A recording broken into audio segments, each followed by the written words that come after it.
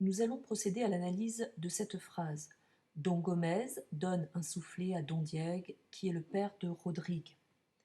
Une phrase se découpe en propositions. Une proposition est un groupe de mots qui s'organise autour d'un verbe conjugué. Je pars dans un premier temps à la recherche de ces verbes conjugués.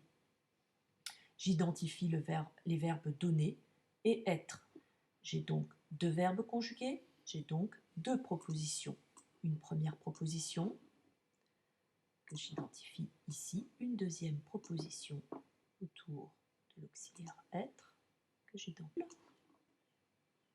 Deux verbes conjugués égale deux propositions.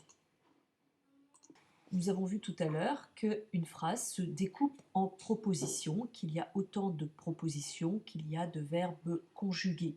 Nous allons maintenant voir quelles sont les relations qui existent entre ces propositions. Il existe trois types de propositions, les propositions indépendantes et les propositions principales et subordonnées qui fonctionnent ensemble. Qu'est-ce qu'une proposition indépendante? Une proposition indépendante ne dépend d'aucune proposition et aucune proposition ne dépend d'elle. Don Gomez aborda Don Diego, lui chercha querelle et le souffleta. Nous identifions trois verbes, aborda, chercha, souffleta, et nous identifions donc trois propositions, la première, la deuxième et la troisième. Ces trois propositions sont totalement autonomes, elles ne dépendent pas les unes des autres. Bien sûr, elles sont articulées les unes avec les autres, mais elles ne dépendent pas les unes des autres, elles sont dites indépendantes. Nous avons donc ici trois propositions indépendantes. Voyons maintenant l'exemple suivant. Ici, nous avons cet exemple. Rodrigue provoqua la colère de Chimène alors qu'il l'aimait. Je fais le même travail, j'effectue le même travail. Il provoqua, il l'aimait. Deux verbes, donc deux propositions. La première, ici, et la suivante.